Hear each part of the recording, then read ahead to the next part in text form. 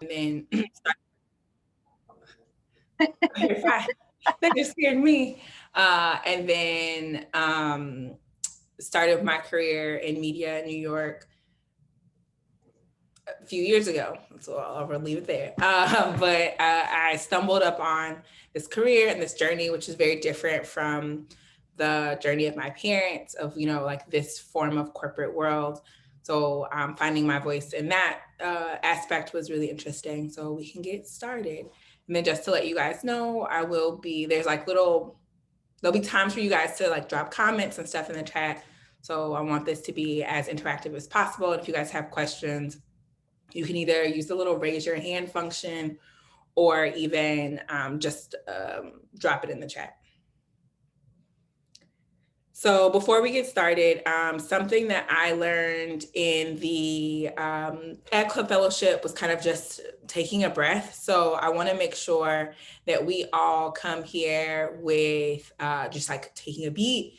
With the pandemic, it's been really easy to hop from one online seminar to another, and you're just kind of like jumping online, and you can always feel rushed to kind of just get to the next thing. So I want to make sure we take a pause and ensure that we're all fully present and can really enjoy it and not just feel like it's another thing on our to-do list, although it might be, but we're gonna act like it's not. So I would just ask that everyone kind of take a step back, kind of take your hands off your computer, and you can close your eyes if you want, you don't have to, but I will just, and if you wanna take yourself off camera, you can as well. And I would just say like, close your eyes. And I'm just gonna do a deep breath and inhale for a count of 3, and then just do a long exhale. So if you're ready, we'll do it. 1, 2, 3, exhale. We can do another one. So 1, 2, 3, exhale. And hopefully that kind of allows you to just bring yourself here. And again, it's a lot going on. The pandemic has always made us kind of rush. So I want to make sure that at least hopefully you got a little pause and breath in your day.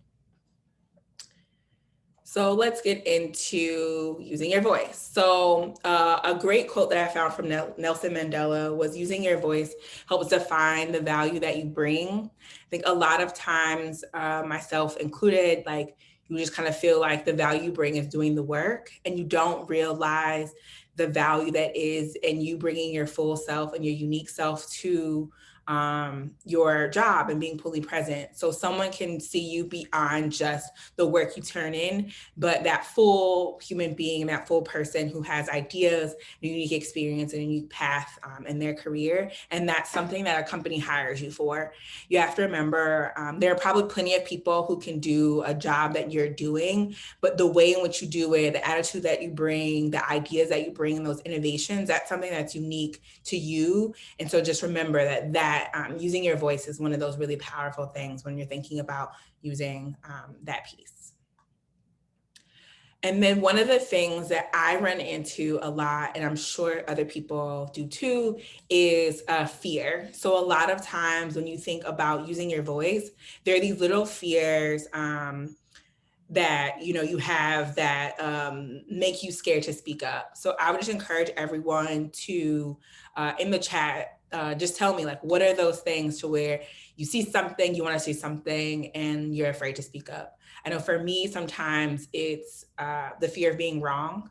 So if I think that I might be wrong, I'd rather say nothing than have the fear of someone thinking like, oh, man, like, she's not the brightest. Or, for some people, it's the fear that you might say something that somebody else already said. So, there's no way that I'm some like radical genius. Like, I'm sure someone thought of this before. Like, why would I need to stand up and say something? So I'm Maya, I'm never good at these things. Is the chat happening? It is. Chat's happening now. So I'll give everyone a couple minutes. Don't be shy. There's lots of different reasons. And I think figuring out what your reason is can be a thing too. Another reason for some people is the fear of losing their job. So when I was really junior, I had a fear that if I said something, like I would get fired.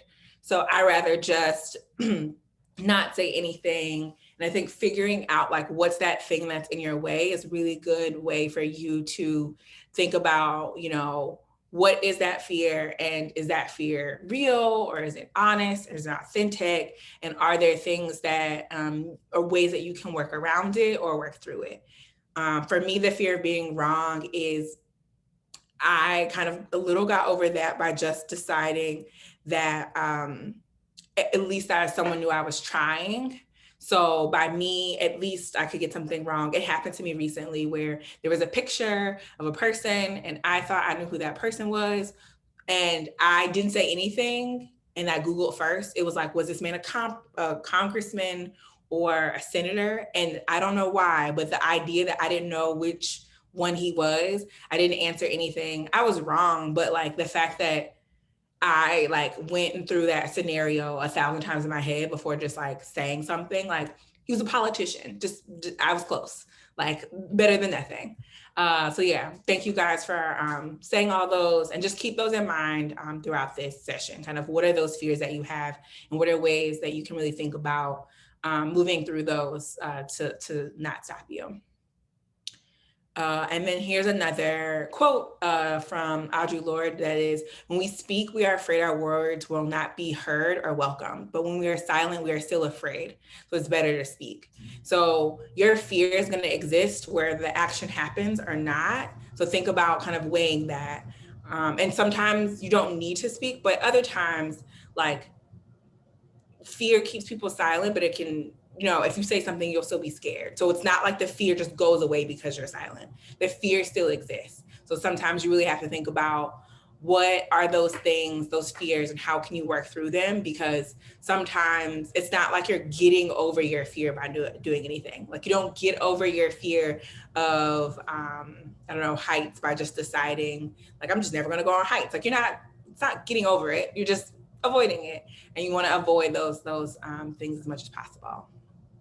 So things to keep in mind when you're hesitant is getting ahead. So one of the things that a lot of people don't know is that keeping your head down, just doing the work, is not how you get ahead.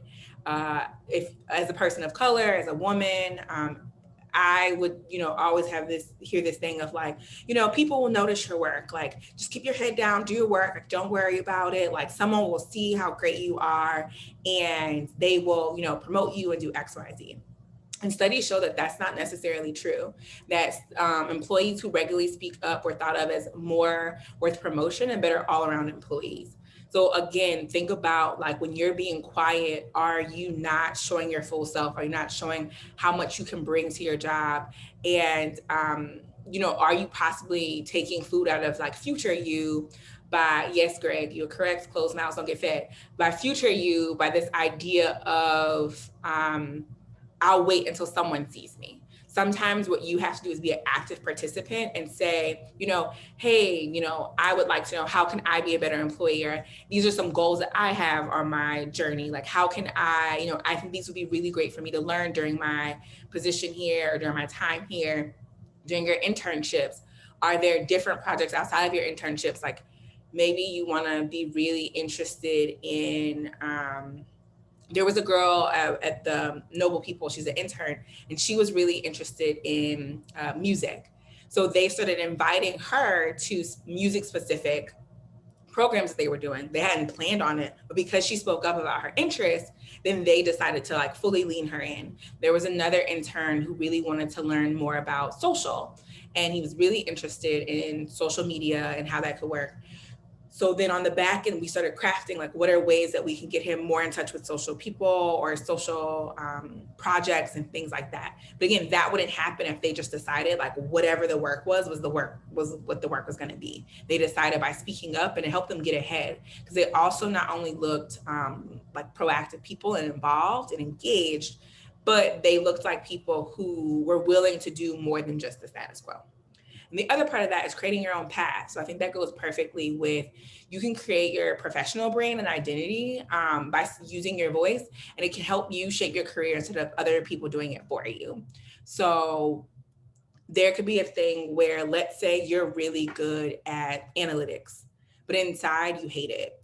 I always equate this to, you've probably met friends who are really good at a sport, but hated it with every fiber of their being, hated going to practice, hated, game day, hated everything else. And it really becomes a thing of, do you want that for your career? Just because you're good at something or you're better at it than like maybe some other people, does that mean that that's what you want to do or that that's what you enjoy doing? It also is, are you a person that really wants to be known for certain things? So for early in my career, I wanted to be known as a digital person. I wanted to really be known for video. So every time I, had projects or whatever, I would tell my bosses, like, this is what I want to do. I really want to get into this. I want to be a connector. So, I want to be the project manager so I can hone my skills of talking to, getting to know, working with multiple people and working to get a project moving forward. But that doesn't happen just because someone does it for me. It happened because I was able to use my voice to explain to them what I wanted and, where I saw my career going, not where someone else saw my career going. And with that in mind, I'm going to go through a quick guide to using your voice. So I'll say these are housekeeping rules to keep up before you speak up. So if you're kind of nervous about, okay, I see something, I'll say like the New York, like if you see something, say something, then what do you do when you want to use your voice, or what do you do when you're nervous? So first is, what's your role? You want to be careful that you're being helpful and not a meddler. So make sure that the matter pertains directly to you and that you be entitled to make an opinion. So you want to be very careful about, overhearing something about someone else's project or something else that really doesn't concern you, or might be something that is a completely different team. You want to make sure that if you're inserting yourself in business that concerns you and things that are relevant to you. So the things that I was talking about, like a career, or maybe there's a project and you're looking at the project and you notice like, hey guys, I think there might be a way to do that so we don't have as many errors, because I think we keep rushing and we have errors. Or there's a project and we noticed like we kept being late. So do you have a idea of like why you're being late? But it's not, well, that team is always late. And like, even though I don't work with them and it doesn't affect me, like someone should say something about that team always being late. Like that is where you go from being helpful, or that's the difference between being helpful and meddler. And you want to make sure those lines are very clear, that when you're having those conversations, they're pertain to you and you're entitled to then have an opinion. Who's your audience? So making sure that you know exactly who you're talking to and what will be relevant for them. So speaking up only counts if you're doing it to the right person, and you're doing it and talking to someone who can implement change and use your feedback. So sometimes I know it's really easy to complain to a coworker about how you're not getting the opportunities you want, or how you're always constantly being looked over, but your coworker might not be able, and usually isn't able, to necessarily do something to help you solve that problem. What would be helpful is maybe you talking to the person who's assigning your work, so your direct supervisor or your manager, and schedule a one-on-one and talk to them about how you really want more opportunities and you want a chance to really grow either in your internships or your jobs. And that's a person who can hear what your feedback is and actually implement a change. So make sure that you're talking to the right audience, and you want to move away from what I'll call kind of side chatter and background noise, and move towards things that kind of can help you end up with the right solutions and things to do next. The next one is a time and place. Everyone knows the age-old saying, there's a time and a place for everything. Cannot be more true than using your voice. So make sure you consider when and where you are when chiming in. So think about, is it something that's really urgent? So something like, let's say you have a deadline that's due by end of day, and there's something that you notice immediately about the project that will make it wrong or make it late or something incorrect. Or is it something more long-term? So is it you want more opportunities and you want to be able to really grow and progress in your career? How are you making sure that you know kind of that difference? And think about like the place. So would this be better discussed in private, or is it something that everyone needs to know? So the example I gave about, your personal progress and things like that, that's something you would want to talk one-on-one with your direct supervisor. But maybe it's a thing where you're noticing that the team is having trouble. This team is spending a lot of time on projects that probably could be done more efficiently. So maybe that's a team thing. Like maybe you want to ask anyone else, hey guys, as a team collectively, there's some projects that seem to be really delayed. Maybe we can talk about different ways to ensure, like if a project comes in every Friday, how can we collaborate better as a team to ensure that everyone's getting their things out in a timely manner? So another example is the intern that I'm working with. She was noticing that some of her team members were getting overwhelmed. And so what I told her, and so they were getting overwhelmed, and then projects that could probably take a week were taking even longer. And so I said, hey, like maybe you should suggest a RACI document. And that way everyone knows exactly what they're supposed to do. Everyone has check-ins and dates and assignments and stuff like that. And that's something that she can bring to the entire team, because talking to each person individually just doesn't seem efficient, and it doesn't seem like the best course of action. Make sure you're framing things from your perception. Avoid saying things as facts. So I don't know if you guys have ever heard when you're talking to someone and it's a conflict, or you might be bumping heads, you want to make sure that you avoid using the word you. You want to say I. So not you are doing something wrong. It's maybe like, I don't feel like this is the best process, or I don't feel like this is really making the best use of my time, or I think I could be doing more to be helpful. So kind of the example here is the procedure is all wrong, is a lot less effective, and the procedure appears to be making it more time consuming for staff to produce monthly client reports. So one of them just kind of goes out and it's like, it's just not done right. And that might not be true. The other one really puts into perspective the idea of, I see this project, but for some reason it's taking longer than it should. And then if that's the case, then maybe there are things that you go through the process and it turns out that maybe you guys just need more time. So the process is fine, you just don't have enough time to do it. Or it could be that maybe there's some bumps and kinks in the road that you could work through.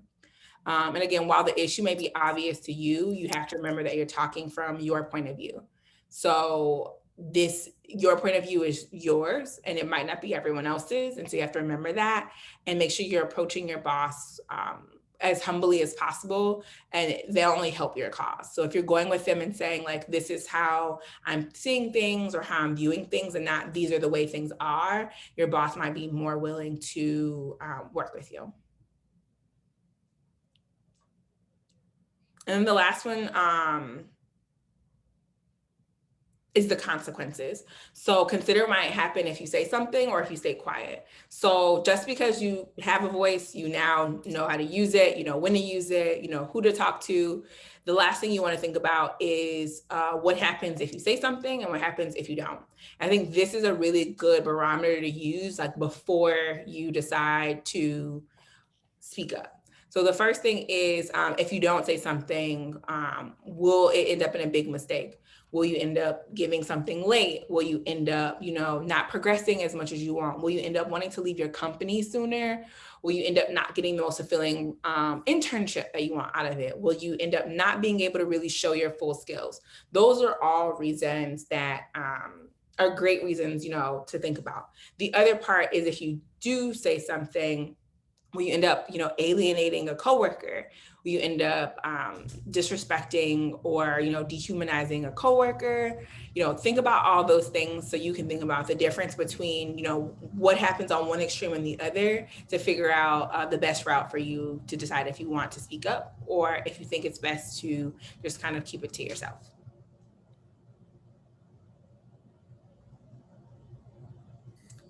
And then actually, I'll stop there before I go on. Anyone have questions, comments?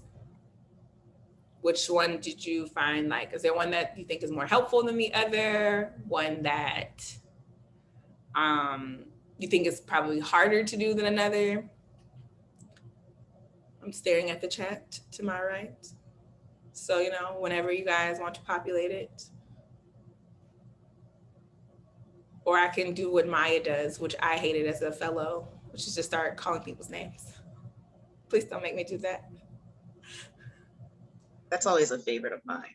I know it is. And As the person being on the other end, I was always like, not me, please, not me. What are some strategies that we can use to prepare for these difficult conversations or all types of conversations? So we'll just move on to the next slide then. Oh, sorry. Maya saved you guys. You can thank her later.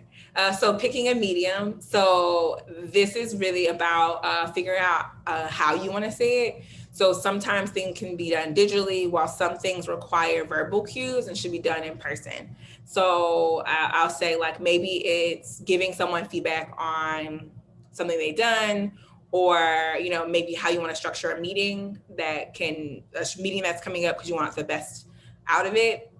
You could probably do that via email. No harm done, and it's pretty straightforward. But if it's something that requires verbal cues, nonverbal cues, so the things about additional opportunities or something that could be perceived as slightly more sensitive, you want to make sure that you can really see the person, see their reactions, and they can fully understand your tone. Because tone can sometimes not sometimes. Tone gets lost in nonverbal communication, or tone gets lost in digital and text communication. So you want to make sure that that's something you think about. The know your why. So do your homework before you're speaking up. Know what you're sharing, why it matters, and what you hope to get at the end. So think about something like, okay, you see a problem with, I'll use myself for example. I saw a problem with how our clients were getting us information.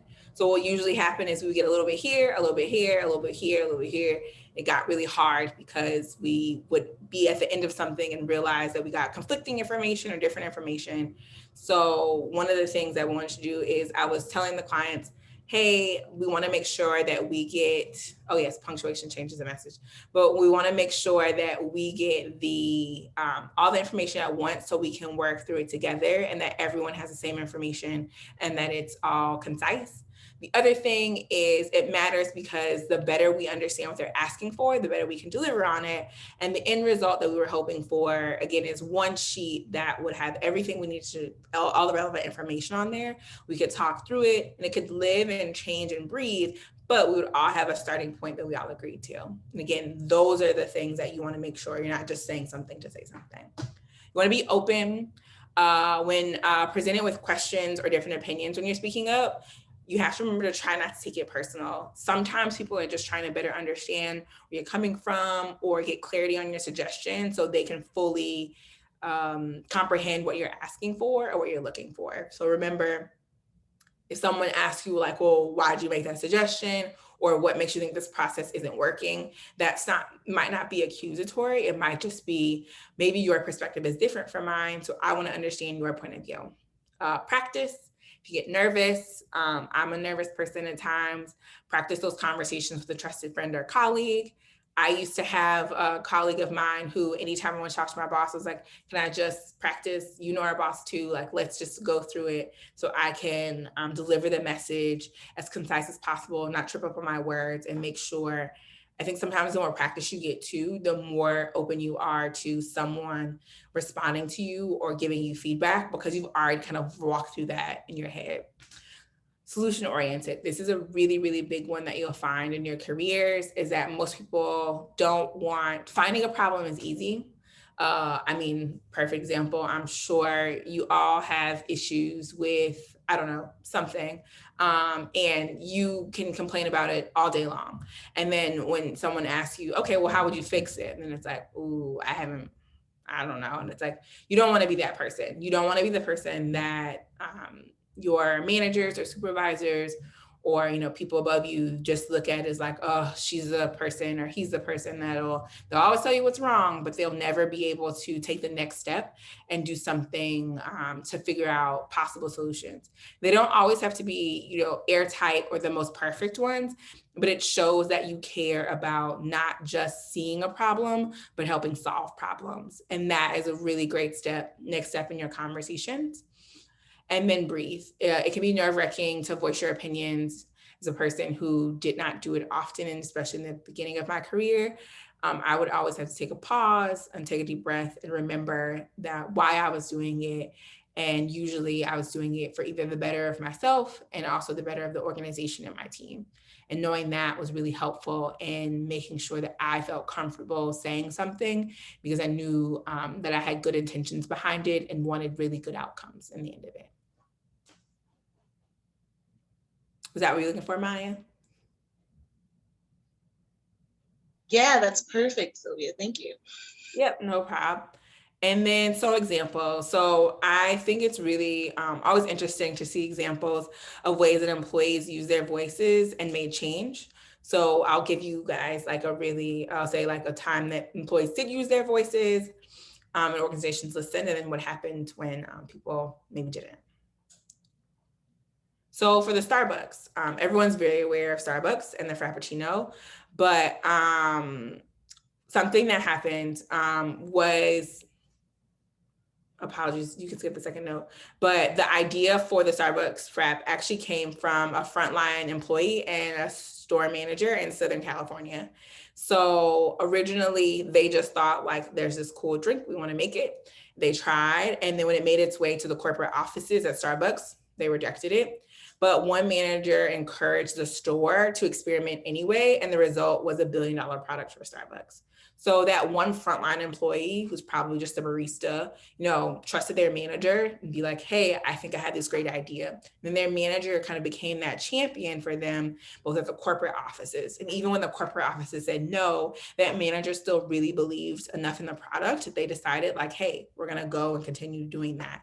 And one of the things you'll notice is innovation can come from anywhere. And a lot of times innovation comes from people speaking up and deciding that like, hey, I see something or I have an idea. And you remember like sometimes in your head, you're thinking like, no one else thought of like blending milk and whatever and ice together and making this thing. No. And, if that person was too scared to speak up, we might not have those lovely drinks today. And then General Motors. So for General Motors in 2014, they had 3 million cars that had to be recalled. This is an interesting one where the employees spoke up, but the company didn't really listen. So the employees knew about the issue back 9 years before, so 2005. And when an employee sent an email warning them that the parts were faulty, the executives didn't listen, didn't take action until the customers noticed it. So again, this is a great example of like, even though the company wasn't listening, they decided to keep pushing and make sure their voices were heard.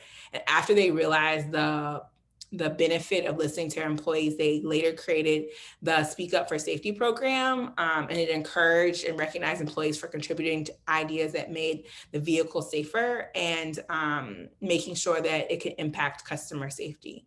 So again, a lot of companies now are realizing how much benefit there is, not just for the employees, but for their companies when they're listening to a lot of these, when they're listening to their employees. An employee voice or employee voice is a term you might hear every now and then about kind of the benefits there. So people are more likely to enjoy their work.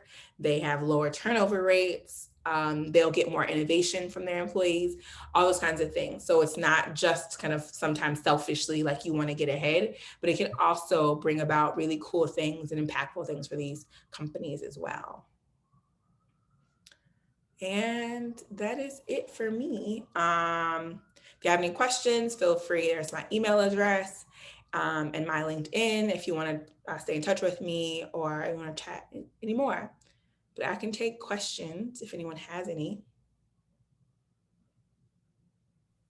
Yeah, so I have one. And this is like something I really dislike is like sometimes I'm in class and stuff, and this is probably like a smaller example to what, but I feel like it's still something I struggle with a lot. And then like they always ask you to give feedback, and I find it, especially in creative classes, like it's really difficult to critique someone's work and like not feel really bad about it. And like most of the time I just like don't want to say anything, or if I do, it's like I always feel the need to counter it with something positive so that they don't feel super bad, because I feel like it's way more personal.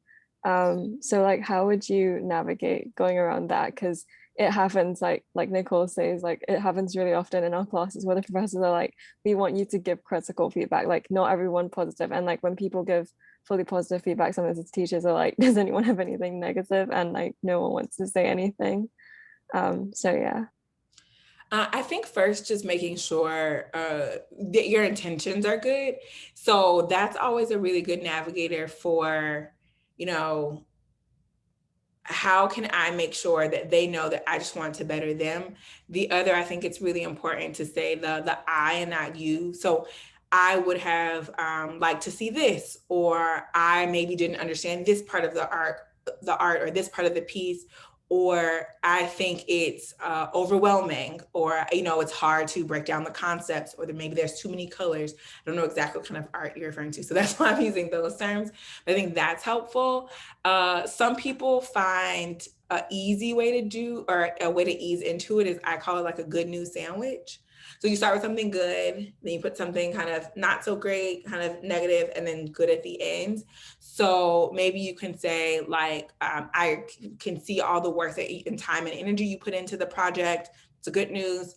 It does kind of feel like it's not maybe aesthetically pleasing to me, or it's overwhelming. I'm a person where, especially with certain projects, they can be overwhelming for me. And then, you know, but I do think, you know, either this is an improvement from last time, or, you know, you do have an eye or an art or something that way. If a good news sandwich makes you feel better, at least it doesn't feel like you're just going in and like completely like, this sucks, but you're giving them truths and doses.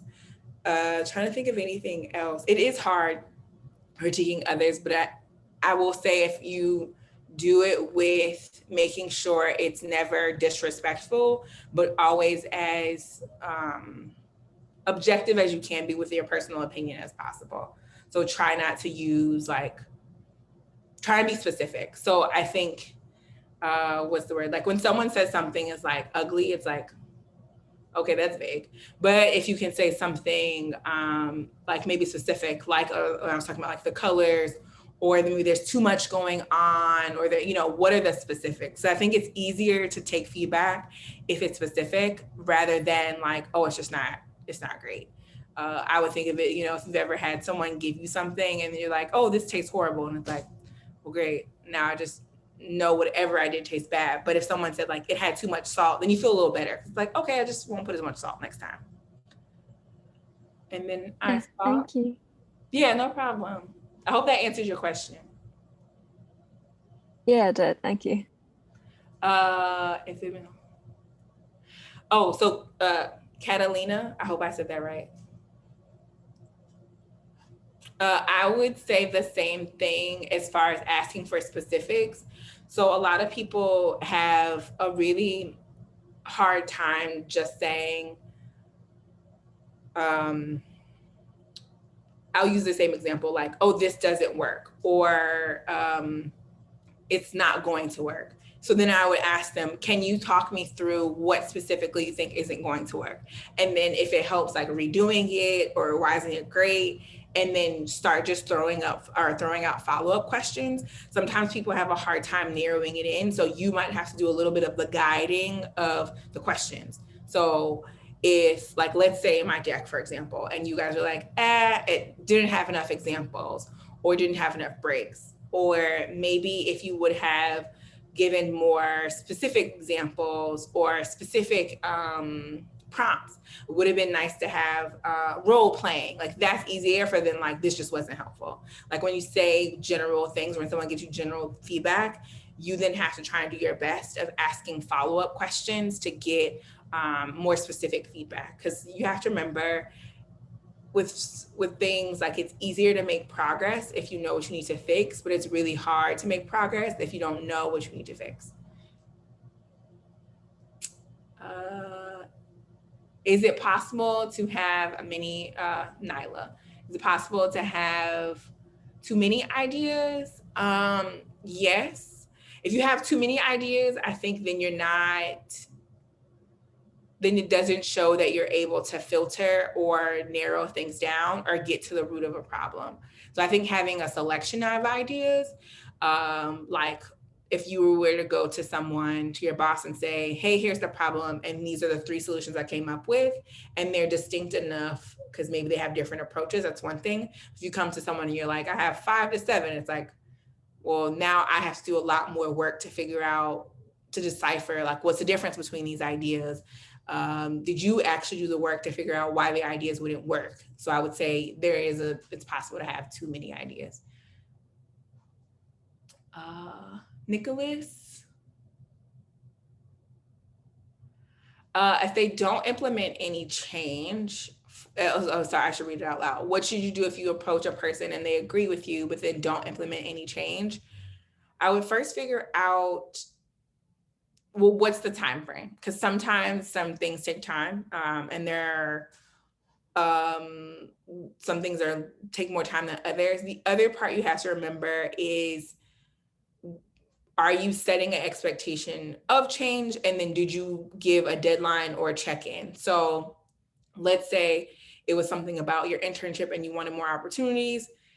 After a week, like, maybe just schedule a check-in, like, hey, I just wanted to check in on this. I think we had a really great conversation last time, and I thought we were, making progress. So I just wanted to check in on what are the ways that we can implement this change. But you have to realize, like, people have stuff on their plate, so they might not be able to get things. But I think scheduling a check-in or another one-on-one, either with your team. So I do this with my team, where if we implement a change, usually we decide like a time frame loosely, nothing crazy, or I might just throw a meeting on the calendar to ask, like, how is it going? We did something with the clients, and we said, like, hey, it's been 2 weeks. Do you guys feel like you're getting information better? Does it feel like it's working? And they'll sometimes say yes, sometimes say no. At one point they said yes, and then a week later we still were running into issues. So then we said, hey guys, we're seeing it's not working as well as we thought we did. Let's put a pause until we can figure out how to move things along. But I think making sure you're doing check-ins and not just assuming because you said something once that the person's just gonna go, yep, done. It's just not, I'll say the most, I don't want to say realistic, but sometimes it can be a little unrealistic. Charlotte, as an intern or new hire, how did you overcome imposter syndrome and speaking up, kind of towing the line between inquisitive, redundant, out of your lane? It was really hard when I was a new hire, but I decided after a while that I was going to ask, but write down. So I would try and write down everything. If I was walking to someone's desk or asking something, I would just start to make sure that I took notes over everything. I even do this now. I got a new job where I was working on a pharmaceutical brand. I'd never worked in the pharmaceutical world before. And if you don't know anything about it, it is basically like its own different thing that requires there's acronyms, and I would have a cheat sheet and I printed it out and then I would keep adding to it. But I never felt, so that was how I kind of got over a little bit of the redundancy, because once someone walked me through something once or twice, I would go through my notes and see, like, exhaust all options. Like, is there some place that I wrote it down that I just do not remember and that I could go back to? And sometimes if it was really complicated, I would make myself like my version of like a dummy's guide to doing this. So it would be like a dummy's guide to doing this one task, and I would write it all down. I'll get pictures and the whole nine, but try and do that. And I think there's nothing wrong with being inquisitive. You have to remember, especially when you're a new hire intern, everyone assumes you know nothing. Like, that's the whole point, is that we were going in a clean slate. And someone told this to me, and I completely agree with this, where if you say nothing and you don't ask questions, people assume you have no questions and that you understand everything. So which would you rather have? Would you rather ask and acknowledge that you don't know, or you say nothing, ask no questions, and then what happens is you mess up or you get something wrong, and someone says, like, well, what happened here? And you're like, well, I didn't know. And it's like, you didn't ask. And that's kind of the balance that you have to play in your minds. Like, if you don't say anything and you don't ask any questions, then everyone, it's like, okay, cool. You said nothing. I guess we're all squared away. And that's what you have to really think about, is weighing those options. Like, would you rather acknowledge that you don't know and take that moment to learn? Or would you rather be quiet and have people assume you know something you don't?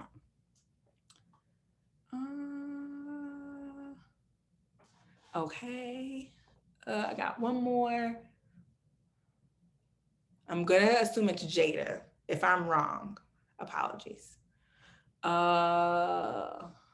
You were going over tips on speaking up. However, how do you balance emotional intelligence and speaking up? There are times where I want to speak up, but then I feel myself still upset, especially on important issues. If you are still emotionally tied to something, I would say take a pause and give yourself a second. So it can happen. It's happened to me. So I was in a room with a bunch of coworkers, and there was a comment said that made me really uncomfortable and very kind of emotional. And I decided that at that moment, I wasn't in a good enough space to be able to properly articulate it and somewhat remove myself. So I waited until, I think I waited like a couple of hours or a day, and then went back and said, hey, pulled that person to the side and said, hey, I just want to let you know something was said yesterday that really upset me. I just wanted to, take a beat so I can make sure that this conversation was productive. And I didn't want to get too, I wanted to make sure this conversation was productive and that I didn't get too emotional speaking with you, which is why, I'm talking to you now, and then you can keep going. But I think if you can acknowledge that you're still really upset or your emotions are still high, then it's really hard to kind of bring yourself down. And what will happen if your emotions are really high is you'll end up, if someone asks you a question, it's going to be really hard to differentiate the difference between something being personal and professional, and anything they say will probably make you upset. But it looks like I answered all of the questions, which you guys were pretty good. They were all really great questions too. And I think my time is up. Yes, exactly at 12:45. Perfect timing, Sylvia. Go girl. But thank you so much for this thorough explanation and tactical workshop on finding your voice and utilizing your voice. And I can tell from the chat, a lot of the interns definitely resonated with this content, and it's so important that they know this. And like you said, your voice is the most important thing, and it allows people to realize what your value are and what you can bring. So thank you so much. I love the thoroughness of it, the way you took us through it. You're a great teacher. So thanks. You guys are great. I appreciate the interaction in the comments. They're very, very helpful, because this is intimidating and I'm sweating like no other.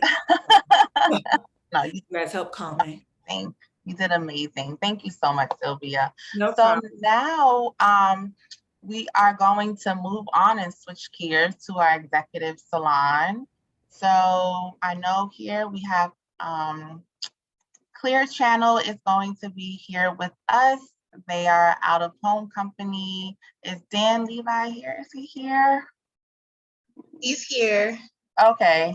Dan and Kenetta Bailey. I'm here. Okay. Hi. Yes. Oh, awesome. Hello. And also Vicky Chen from our team is here as well. Hello, Vicky. Thank you all for coming. So I want to introduce you all to Dan Levi, and then you can introduce your team, Dan. So Dan Levi, I hope I'm pronouncing your last name. Is it Levi or Levi? Neither, it's Levi. Oh, Levi. See, thank you. But that's okay, I've been called worse. Thank you for correcting me. He is currently the EVP and Chief Marketing Officer at ClearChannel Outdoor. So he's going to take you through what the company does. And yeah, take it away, Dan. Awesome, thank you. And thanks everyone for making the time and giving us the opportunity to speak to you. We hope this is helpful. As Kenetta shared before, so I'm Dan Levy. I head up marketing for ClearChannel. Kenetta, I'll hand it to you. You can introduce yourself and we'll quickly get into the presentation and hopefully some Q&A after that, after Kenetta and Vicky introduce themselves. Sure. I'm Kenetta Bailey. I'm the SVP of Marketing at ClearChannel. And just briefly, what my team concentrates on is really the story of ClearChannel. How do we tell our story, and what are the different facets of our story to our different constituents? I'm also responsible for all of the digital marketing, our website, and our growth and lead gen marketing. And then also my team develops all the marketing solutions along with side of our salespeople for our clients. So that's me, and I'll hand it to Vicky.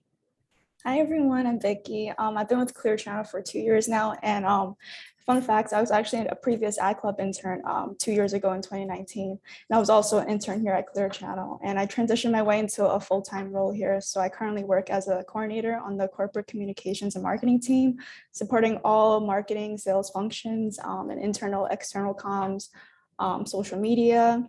And I also manage our corporate social responsibility program, which I'll speak a bit more later during the presentation. So I'm excited to be here. We're thrilled to have you here, Vicky. And honestly, we were excited to speak to you guys, but more excited to have Vicky speak to you because she is living proof that internships matter and internships absolutely create opportunities. And I'm going to talk about you for a second, Vicky, but Vicky's a rock star on our team and doing amazing work. So we really wanted to make sure that you guys get an understanding, not just of the marketing function at a company like ClearChannel, but the roles. So Kenetta talked about what marketing overall is. We also have other areas of the business that roll up to my team, and we're going to walk you through what the organization looks like, how we structure, and then we have 3 examples we wanted to share with you of the kind of work that our teams do here. So let me see if I can get this right. And can you guys all see the presentation? Yes, did I do it right? Yeah. All right. And now I have a hard time seeing you all, but since most of you don't have your video on, it doesn't really make a difference. So we're going to dive into this. If I can hit the right button here. All right. If you guys have ever taken a class on marketing, I'm assuming many of you have, but if you have, you've probably talked about what's oftentimes referred to as the 4 Ps of marketing. And what that means is product, place, price, and promotion, like we're showing on the screen there. Marketing is about understanding what it is you're selling, to whom, how you're going to get it to them, how do you tell them about it, and how do you price it. And at a really high level, that's what Kenetta and I and Vicky do for ClearChannel. ClearChannel is a billboard company. You guys have seen us out there in the physical world. We are the world's oldest advertising medium, but we're doing a lot of really cool things to bring a traditionally offline media into the digital world and focusing on what we sell, to whom, how we get it there, how we price it, and how we tell the story, to Kenetta's point, is broadly what marketing is about. But in a sales organization like ClearChannel, marketing is also about sales support. And we've had this conversation actually we have our intern group on as part of this group here. So you guys have seen this already, but it's a really important thing to differentiate that marketing can mean different things to different types of organizations and different sectors. And in the world that we're in, which is selling advertising, a big part of what we do is work directly with our sales team to help them help our customers. Whether that's coming up with the ideas that we bring to the clients, or putting the presentations together, or other selling materials, or creative, that's all part of the way that we ultimately drive our business, which is helping our customers with their business. And that comes to this point about there's 2 broad types of marketing.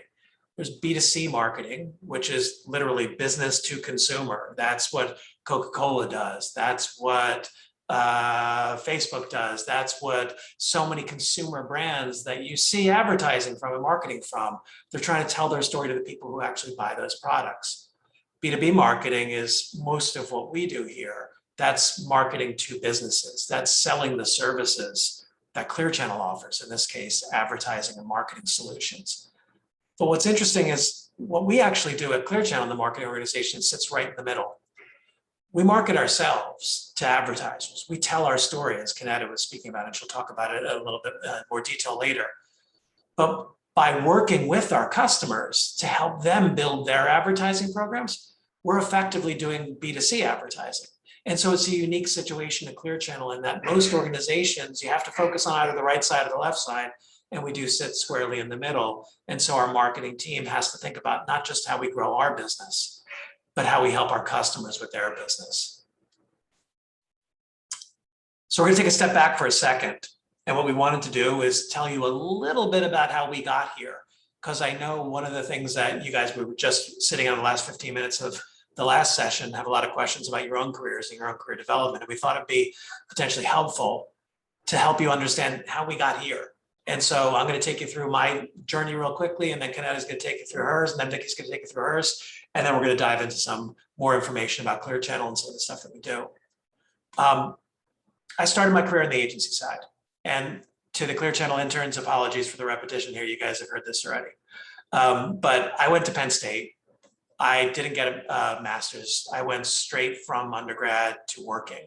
And I knew that there was one job in the world that I wanted, and that was at this agency called Ogilvy and Mather. And somehow I actually managed to get myself that job. So 3 weeks after graduation, I was living in Brooklyn, New York, and working in Midtown Manhattan at my dream job. It was exactly what I wanted to do until I did it for about a year and realized that studying it was different than actually doing it. And I hated it. It just wasn't the environment for me. It wasn't where I really wanted to be. And the only way that I could know that, unfortunately, was by doing it. And so I found myself in a situation where I was working at an agency and wasn't happy there. So I went to another agency and realized it wasn't the agency, it was agencies. It just wasn't the world for me. And what I really wanted to do, I had a real passion for music. I wanted to get into the music industry. And so I moved to California. I bought a piece of junk car for $1,000 and drove myself across country and tried to get a job at a record label. And I was not successful. I could not get a job out there. Learned the hard way that some industries, the way you get in is by knowing people, and I didn't know enough people. But I did find myself working in production and found myself sort of falling into a creative job, which I'd never had in my life before. I worked on TV shows and movies in the art department. So doing what's called set dressing and set decorating and things like that. I was part of the team that made everything look the way that it needed to look for the cameras and the actors to roll in and do their thing. And it was a great experience. It was a great opportunity to use a different part of my brain that I never used before. It also gave me an opportunity to learn a really important lesson about careers, which is you can't plan your career. You can't control your career, but what you can do is manage your career. And the reason I mention this is one day I got a call from a buddy of mine who I used to work with at Ogilvy. And the two of us had stayed in touch. And when we worked at Ogilvy, we worked with another person, a woman who ended up going to MTV. And MTV, I'm old, so back then MTV was like the place. That was my dream job. That's really what I wanted to do, and I couldn't get in the door. And this woman that we worked with at Ogilvy together got a job there and was there for a couple of years, and then was getting ready to leave and couldn't find anyone to replace her, and called my buddy Michael and said, whatever happened to Dan? Because he always said he would really want to work at MTV. And so I interviewed, and over the course of another couple of weeks, I not only got the job, but I moved back to New York and I found myself at MTV. Now, this was in 1990. You guys probably didn't even exist at that point. So trust me when I tell you this was like a really cool job. This was an opportunity for me to work with rock stars and TV stars. And that's me with John Bon Jovi, if you guys know who he is, and with RuPaul. And this was awesome. This was such an amazing opportunity for me to do what I had a passion for, which is advertising and marketing, but at a company like MTV in an industry that was really exciting for me. I was with them for 10 years. The last 5 was in Asia. So they asked me to move to Singapore to launch MTV Asia, where I got to, among other things, like promote Alanis Morissette's tour of Asia. That's my wife on the right, Alanis Morissette between us. It was a great opportunity for me to really stretch and to get an amazing experience of trying to figure out, how do you do business? How do you do marketing in countries where you've never been before, where you're not really part of that local culture? Great opportunity.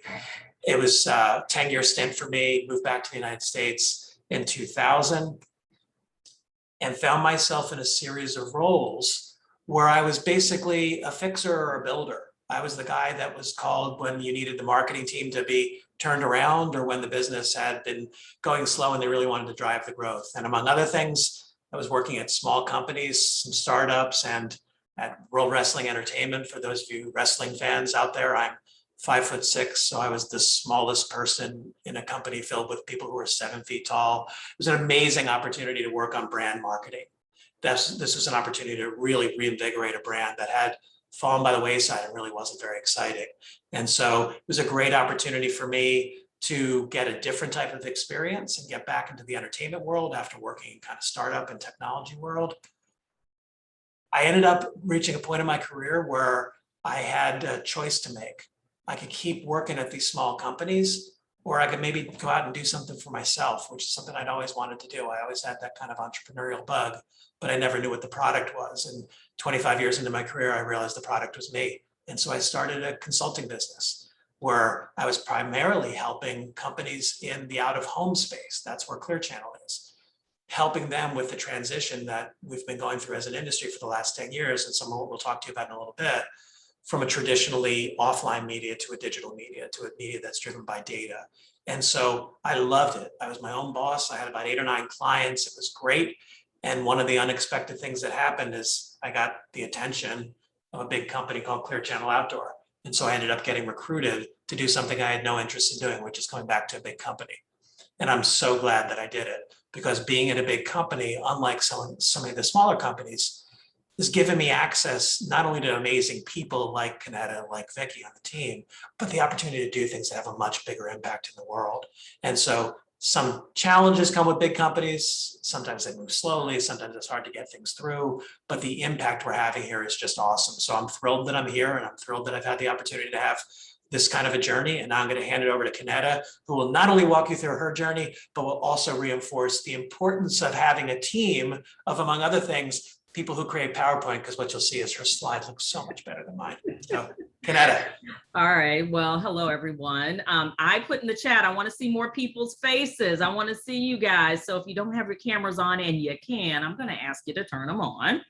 And I think what Dan said is definitely true. The only reason that my slide looks better is because I got a team of people, and they are PowerPoint whizzes, and they did it for me, and I'm much appreciative. So you want to click for me, Dan? Of course. And so I went to business school. So I had a little bit of a different trajectory than did Dan. I really liked school. School's good to me. I knew that if I left school, I had to work. So I just kept going and going, right? So I have actually 2 graduate degrees, one in journalism. I was a reporter for a short period of time. It's not going to be noted on here, but then I went to business school, because what I realized is, being a journalist, I had to start out in a really small town. I'm from Chicago. I've lived in the New York area, and I'm not a small town girl, just wasn't what I was used to. And my first job was in Beaumont, Texas. If anybody is from there, you'll realize that Beaumont's kind of small. I see an okay Chicago. Hey, Catalina. So what I'll say is, I wanted just to live in a big city. So I started doing PR work. And then what happened was people were kind of relegating me to just PR. And I wanted to have other options in the marketing mix. So I went to business school. So that's me with some of my business school friends. And I majored in marketing and strategy with a minor in accounting. So Dan, after business school, I went to Kraft Foods. So I know a lot about cheese. I can tell you how to make Swiss cheese. I know a lot about ranch salad dressing too. I worked on salad dressings. I always say that Kraft made me smart. It taught me how to run a business. So how to run a P&L, how to forecast, all of the numbers parts. And then also thinking about advertising and when to advertise certain foods. And then thinking about, different ways to think about it. You just don't put cheese on a burger. We needed to sell more cheese. Kraft sells a whole lot of it. So they said, hey, Kenetta, come up with some new idea. So I, along with a team of people, so it wasn't just me, came up with finely shredded cheese. So those real thin shreds that you can find at the grocery store, Kraft finely shredded cheese, that was my invention with my team. So not me all by myself. So before I was there, it was only the thicker shreds. So anyway, I was there, learned how to run a business really well. And I felt like I was doing well at Kraft, just moving on to bigger and bigger businesses, but I wanted a little something more. And so Dan, if you will hit the next slide or the next, I ended up going to Pepsi. So while I say Kraft made me smart, taught me how to run a business, Pepsi made me really, really savvy, taught me a lot about consumer insights and how people thought. And it was, Pepsi has one real competitor, and that's Coke. All we cared about is what are we doing versus what Coke's doing. And so, how do you get people to have more affinity for one versus the other? So I relaunched Pepsi's music platform. And I worked with artists like Busta Rhymes, Britney Spears, Puffy, did a lot of commercials and promotions with them, all based on consumer insights and affinity marketing and Q scores and stuff like that. So running a business and then having those insights. And then Dan, I ended up going to Sony Music. So Dan and I have similar paths, kind of got there a little bit differently. I had been known to do a lot of promotions and programs and partnerships at Pepsi. And I got recruited to go to RCA Records, where I worked with those two artists amongst a whole bunch more. So that's Kenny Chesney and Brad Paisley, if there are any country music fans. And I can name a whole group of others, from Usher to Christina Aguilera and a whole bunch. And so literally what my job was is to help build those artists' brands. And so, for example, and then kind of beat the competition. So here's the idea. I worked with Christina Aguilera and Target. And so ended up, Target sponsored her tour, put her in a television commercial, did a big promotion in store, and then she was the spokesperson for that brand. And so really helping to leverage other people's dollars in real estate to build artist brands. The next one, Dan. So I was there for about 4 or 5 years. And to Dan's point, you guys were probably pretty young when I was at RCA and Sony Music. And so back then, Napster, you guys know what Napster is, hopefully. Okay, so Napster kind of was a big thing, and some people in the music business kind of fell asleep at the wheel and didn't really believe it was going to be a big thing. Well, Napster took over, and music sales started going down, and they asked me to actually work on catalog artists. Well, catalog artists are either dead artists or artist catalogs that you just kind of repurpose, like Elvis Presley. Right. And that was fine, but I really liked working with those new artists. Right. So I left and I decided to try, similar to Dan, but at a different time, my hand at my own business. My dad owned his own business. So I tried a workout club for women called Ladies Workout Express. I owned 2 it was a franchise. So I owned 2 of them, one in New Jersey where I lived and one in another town in New Jersey. And I will tell you, within 3 months, I was like, I got to get out of here. I'm here running this business and it's like a retail business and I'm stuck in this small place. And I was just used to working with bigger brands in big companies. I like that. So I found people to be managers. And then, Dan, I ended up going to Telemundo as part of NBC. And I ran the ad sales marketing group. So basically, a lot of what my team does now in terms of the marketing solutions, kind of putting programs together for our clients. That's where I really got my foray into it. I'll be honest and say I know enough Spanish to be dangerous. I could hold a minor conversation, not a major, but all the business is done in English. So from Telemundo, I ended up, Dan, you can click, I ended up going to WeTV. I love the ad sales marketing part, but I was used to consumer marketing, if you remember, from back at Pepsi and Kraft. So what I ended up doing, wanted a bigger scope. And I went to WeTV, part of the AMC network family, worked on shows like Bridezillas, if anybody's heard about those brides behaving badly. And I did consumer marketing, ad sales marketing, a lot of cause related and event marketing. Loved it, was there for about 5 years. And then I went to the next place, Dan, which is TV One. And really what made me want to go there is, I wanted just a little bit more. I didn't have digital marketing in terms of managing the website and all the games and stuff like that. I did the digital marketing for the brand, but I wanted to own that digital piece. So at TV One, I had all the stuff I had at WeTV, and I was responsible for the website sales alongside of our sales team, and just opened my eyes to something new. I always believe in serendipity. So when you get a call or someone wants to ask you something, always have the conversation, because you never know. If it's not right for you, it could be right for someone else. So I'm always thinking of what that upward trajectory is. From TV One, I did something else. I went to Group M. So I was at TV One in Washington, D.C. I missed New York. I just happened to love it, right? So wanting to come back, could have gone to another television network, but I said, let me try something a little bit different. I got approached by a CEO of one of the Group M agencies, and he said, you know what? I'm looking for somebody like you who knows marketing, because I got a lot of media people who think they know marketing, but I have no one who knows it like really has done it.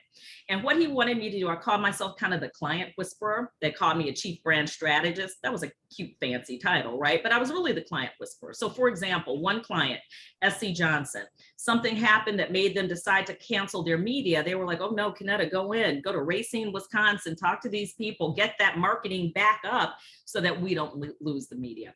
But similar to Dan, not an agency girl. I had worked too long and too much in all of these other venues. So I had worked on the brand side. I had worked on they call us media vendors, but on the media side, I like seeing things through to fruition. So agency wasn't for me, and I made another move, Dan, right? So when I left there, I went to CBS Radio. So I was in effect the chief marketing officer at CBS Radio. It was at a time where CBS was going to spin off the radio division. They had already spun off the outdoor division, which is now Outfront, one of our biggest competitors. And so they were going to spin off radio, and they were going to be solely just a video company. Well, what they did 2 weeks before we were supposed to go public on the New York Stock Exchange, and I had a whole new name for the company, they decided to sell us to another radio company. Wah, wah. I was sad because I wanted to launch this. When do you get to launch a brand on the New York Stock Exchange, especially a 100-year-old brand? So I was super psyched, and then it was wah, wah. So I left. Because there were duplications at every level. And then I started doing what Dan did, kind of consulting for myself. I wanted to know, what do I really want to do? You know, I've got a lot of skills. I've done a lot of things. I want the next stop at a big company to hopefully be my last stop, and it will be my work home and someplace I can be for a long time. So I actually did a lot of consulting. I had some friends who I pulled in, and we kind of called it a little bit of a consortium or a cohort, if you will.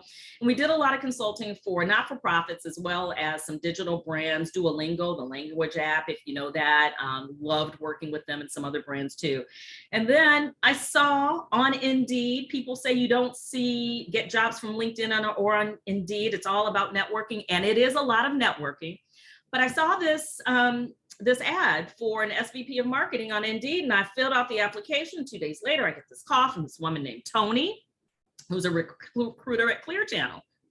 Okay, I'm one of the people who get calls. Maybe it's 1,000 people who get a call. And Dan, you can click. I ended up getting a job at ClearChannel. And I will tell you, I never thought about working in the out-of-home space. But it's about two things. It's about things that help round out your career and where you can add value. And I'm going to say this, and I mean it sincerely. It's also about the people with whom you work. You know, the people that you want to be around every day marching toward a goal, because you spend a lot more time with them than you do with your own family and friends. And so I met Dan and a whole host of other individuals at ClearChannel, and I understood a lot more about out of home and how the medium was growing. And Dan convinced me to come. I'm so super duper happy I'm here. I've met Vicky and Ashley, I see as my intern. I see some other ClearChannel interns on there as well. But really happy to be here. And that's kind of my story. And again, the only reason my slide looks so good is I got a crew of people who helped me out. And now I'm going to just turn it over to Vicky. Yeah, and thank you, Kenetta. And I'll tell you two things. Nicole, you put a comment in the chat about how willing Kenetta is to try new things. I really want to amplify that. It's like, you got to be comfortable with your career choices, where you go. But if you don't take a risk, that's a choice, right? And so making these decisions and being willing to say, I'm going to give it a shot, whether that's changing careers or pivoting companies, it's something for me. And I think I can speak for Kenetta. It's a benefit. It gives you exposure to people, to businesses, to challenges you wouldn't otherwise have. And my son was born when we lived in Singapore, which is like such a great opportunity, a big part of my life. So anyway, yes, Nicole, I think you're 100% spot on. Now, Vicky, it's a shorter journey, but walk us through yours. Yeah, my journey isn't as extensive as Dan or Kenetta's, but I'll just be sharing a bit about how I transitioned from being a college student to now like being immersed in a full-time career. Just to give a quick background of myself, I was born and raised in New York. I switched between living in Staten Island and Brooklyn, but now I currently live in Brooklyn. So as a fellow New Yorker, I actually attended Fordham University in the Bronx. I was actually a commuter, so I commuted every day via the D train, making 3-hour trips daily, which was not fun, and I do not miss it. But I do miss like the experiences I made and the friendships I made during college. So like I know most of you are just rounding up your college career. So I just want to give a life tip that just like cherish those moments and like just really live in the moment. Because adult life, you know, it's a learning experience. But yeah. I arrived at Fordham at 2016, and I knew that I was interested in working in advertising, and I wanted to do something creative where I get to tell a bigger story and make an impact on people, but I just like wasn't sure what that impact would be. So I started exploring my options through internships throughout college. I actually worked at a local real estate company in Brooklyn, and I learned that that wasn't really in my lane, but nonetheless, it was still like a good experience to learn something I wouldn't have learned otherwise in any of my other business classes. And it really strengthened my communication skills, talking to these various tenants, prospects, landowners. And at the end of the day, the goal is to make them happy. And so like as an introvert myself, I had to go out of my comfort zone to talking to these different types of people and managing their needs and concerns. I also worked at a law firm in Chinatown, and this law firm was mainly focused on immigration law. And I was working there at a height when immigration was a really serious topic. And so there was a lot of stress for our lawyers and our paralegals, but it was still a really meaningful internship because I got to work on a lot of cases, writing legal statements for them. And I think at the end of the day, whenever I heard good news about a case, learning that these families had a little bit more time with each other and they could stay here, it really made a difference. So I learned that at that moment, I wanted to do something really meaningful like that with my career. And I was still like in the exploring phase at this point. I actually was able to write a press release. This is my first written press release ever. And so I just was dipping my toes in PR. And actually, fun fact, through this internship, I actually met Alexandria Ocasio-Cortez before she was elected as the US House of Rep in New York. She was actually hosting a community event in Chinatown to get the interest and attention from the Chinese community for voting. And so that was fun. And that was right before she was really well known today. And so after that, I actually worked at an international artist management agency, managing different graphic designers, photographers. And they usually works for some high profile clients and agencies like Apple, Sephora, Tiffany & Co. Some of them you already know. And I worked a lot on the marketing side of the agency. I developed the social content. I drafted a copy for the website, creating blogs, so a lot of content marketing. And I actually got to work on some of the artist portfolios and have them prepared for any external presentations to clients or agencies. And then in the summer of 2019, I actually landed an internship role at ClearChannel Outdoor on the corporate communications and marketing team. And I was introduced to a whole new world of advertising that I wasn't familiar with.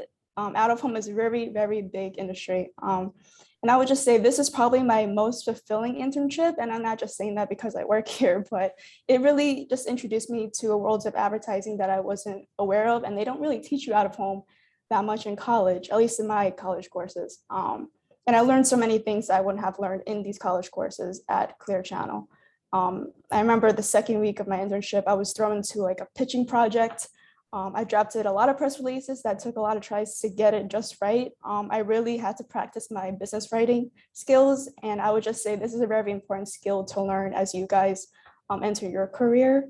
And I also learned more about content marketing. And I actually had the chance to work on our corporate social responsibility program, where I got to work closely with our nonprofit partners to execute out-of-home campaigns for really important causes that affected different communities. And actually introduced me to a new passion of doing good through my work. And I'm doing this work now through my current role, but at a much higher level. And I will speak more to the work that we've done later on. But these were just some of the projects that I worked on as an intern. And not to throw the spotlight on her, but Charlotte, who's here, she's our intern this summer, and she's working on some of these projects that I just talked about. And so following my summer internship, I was hired part-time to join ClearChannel as I was finishing my senior year at Fordham. And in the year 2020, I graduated Fordham with a bachelor's in marketing and a minor in new media and digital design. And I was fortunate enough to have a full-time opportunity lined up at ClearChannel. I think it was 2020 is a really rough time for a lot of graduates, especially my peers and my friends, as the job search is really tough. So I'm very lucky enough to have this role back in June when I was hired full-time. But as you can imagine, transitioning into a full-time career during this time was like strange, but things are looking up now, and I'm really glad to be a part of this team because I really made a lot of connections with the people here, and I think they will be long-term. But in my current role, I work on a lot of our external and internal comms. External comms could include, writing and launching press announcements, and internal comms an example would be writing internal newsletters to highlight our employees and to really keep them engaged. I also manage and curate content for our social medias. I also help to develop any blogs or thought leadership pieces or Q&As to publish, and actually work closely with Kenetta and her team to help tell the ClearChannel story. And like I mentioned before, I managed our CSR program. And despite being on this team for 2 years now, I'm always learning something new every day. I'm constantly refining and building on my skill set in various areas. And I just want to say I've been in your guys' shoes before, being an intern and still like navigating the world. And I'm only a few years older than you guys, or like even the same age. So if you have any questions, anything about transitioning from college to a career, please reach out. I'll probably drop my email in the chat box. But yeah, I'm happy to answer any questions. Awesome. Thanks, Vicky. And I'm just going to be really direct. There's one reason that Vicky is talking to you guys today as a full-time employee of ClearChannel. It's because of the way that she approached her internship. You guys have opportunities with lots of different companies. Take them seriously. It's a really, really great opportunity, not just to get experience, but ideally to start you down a path where you can turn that into full-time opportunity, whether with the company you're with now or another one. So thank you, Vicky, for the way that you approached it and the way that you continue to be a part of the team. I'm excited that you can be part of this. So this is what our team looks like. And we're not going to go into this in detail, but I thought it was good to show you the different aspects of what a marketing organization looks like. And if you're talking to someone from a different company, it'll look completely different. But what we have here is basically 5 core areas of what roll up into the broader idea of marketing. Kenetta, as you can see, kind of in the left center, runs a team, like she said, that focuses on marketing, telling our story, promoting our brand, managing our websites, our demand creation, all of that. And she's going to give you an example towards the end of the session on what some of that looks like. Vicky reports up to a guy named Jason King, who oversees our corporate communications team. And then the other functions we have are research, data products, which I'll tell you a little bit about later. And then off to the left in yellow is creative, because creative is a function that operates a little differently at ClearChannel. Our executive creative director reports to me, but he runs a team that includes people here in New York, but also across the entire country. And so it's kind of a blended team of people that focus on local business and the overall business that we sit on top of. And so we treat it a little bit differently, which is why it's yellow in here. Broadly, the 5 areas, Kenetta, I'm just going to blast through this quickly because I want to get to the next sections, which are a little bit more interesting. So these 5 functions, Kenetta talked about what marketing is. It's telling the story. It's telling our story through materials, through presentations, our website, and what we refer to as outbound and inbound marketing. And that's what Kenetta is going to dive into in a little bit as an example for you. Communications is where Vicky's part of that team. That's telling the story as well. So Jason, who runs comms, is a key partner of Kenetta, and the two of them have an amazing relationship, not just personally, but professionally, and being able to tell that story. Whereas Jason's focus and the comms focus is telling that story through the press and through content marketing and through things that are not necessarily controlled by us, but that we influence through the relationships we have with the media. Creative, I mentioned, sits in the center of everything that we do. We're a billboard business, and creative is just a fundamental part of the way that we work with our customers. So our creative team does all that work with our customers, designing their ads, but also does all the internal work, creating our sales materials and things like that through a creative services function. Data products is something you probably didn't think of as part of marketing, and I'll tell you a little bit more about that in a couple of minutes. But one of the reasons I took the job 6 years ago, one of the reasons I'm still excited to be here, is we are bringing innovations to the market that I guarantee many of you didn't know are things that you can do. And I certainly know that many of our clients didn't know the kind of cool things that we can do with data, which we'll dive into in a little bit, but that's what our data products teams does. And then research and insights is pretty straightforward. They use those tools and they help work with our sales team and our customers to help them understand the value of what they're doing with us. So that's analysis of data using our Radar platform, which I'm going to tell you about in a second, but also using a whole bunch of other tools to help our customers understand the audiences that we can help them reach and the impact that the advertising has on their business. So that's kind of high level what our team looks like.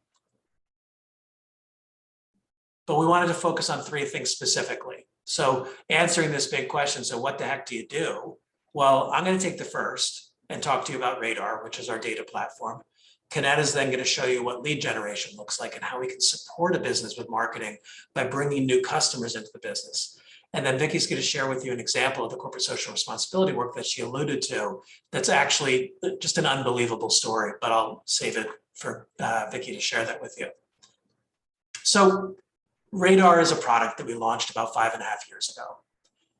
You guys all live on these things, right? Anyone, not all of you are on the camera, but I'm just going to do a quick poll.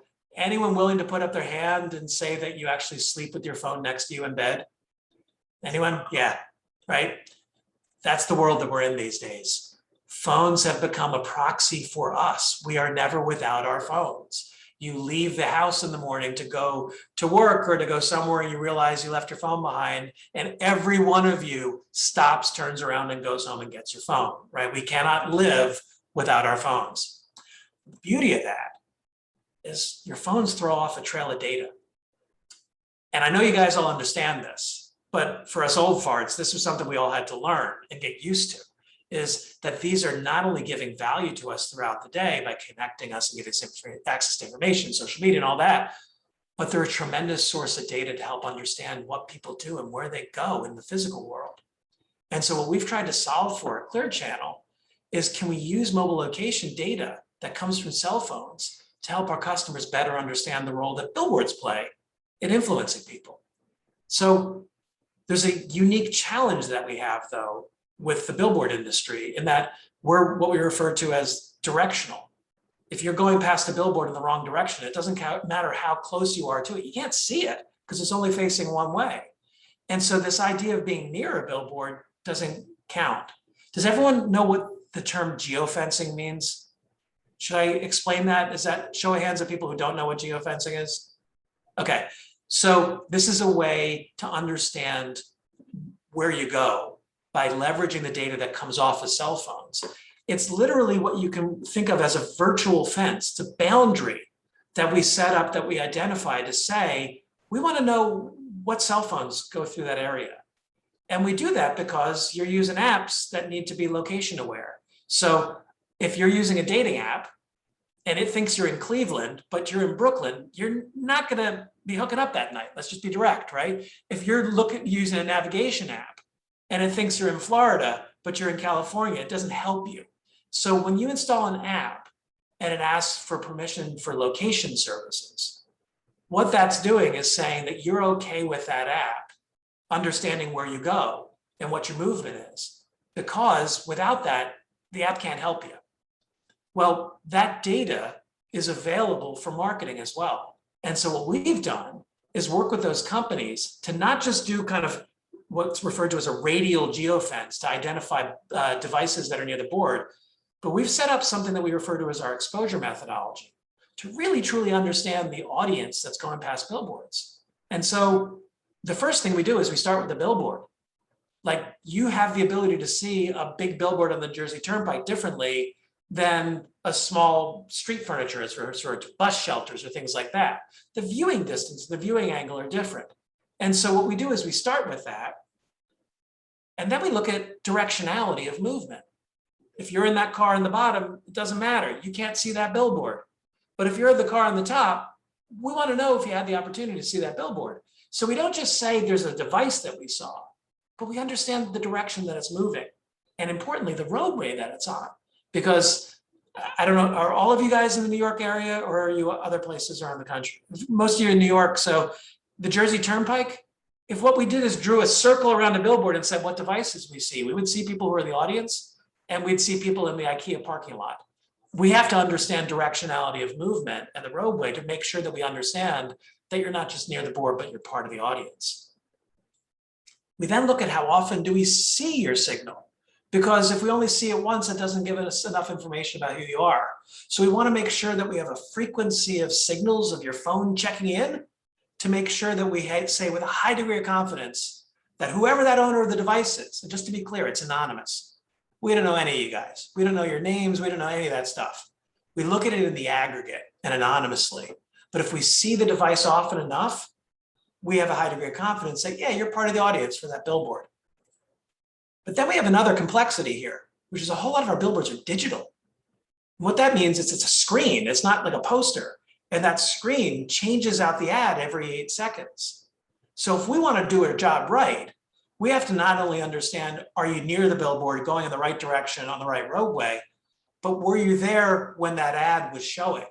So we actually have digital logs for our players where we can look at the second what ad is showing, and we align the ad showing time with when the device is going by.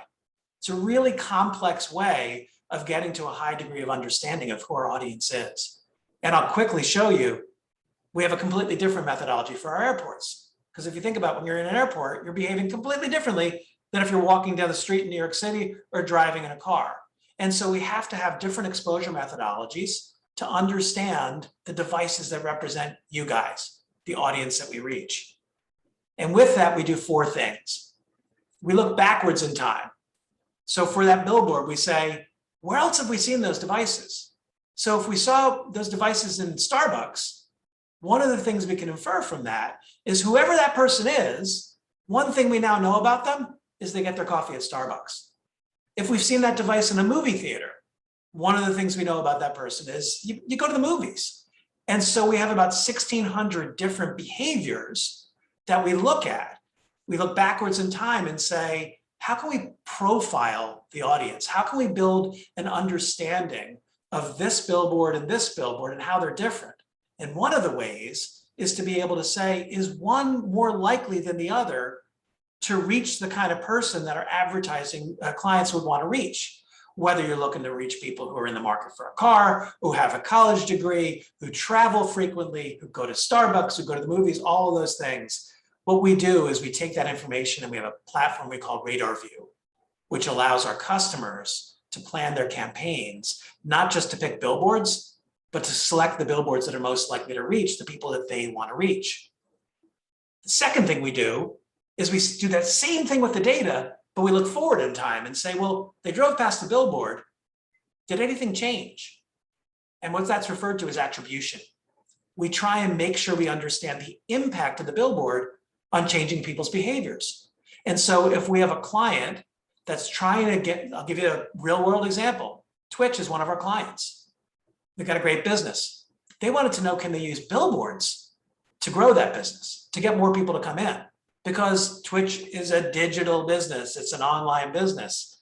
Can the real world, the physical world of billboards, change people's behavior to the point where we can actually see that they're more likely to go to use Twitch? And what we're able to show with Radar Proof, which is our attribution solutions, is we were actually not only able to drive people to use Twitch, but 40% of the people that went there had never been there before. We were able to grow their business, incremental business, really important for us. Because what we're trying to do here is understand not just did it work, but how and why, and how we can give insights back to that client to help them do it better. Third thing we do is we also look forward in time, but what we do is retarget people. And now we get a little bit into the world of creepy data stuff.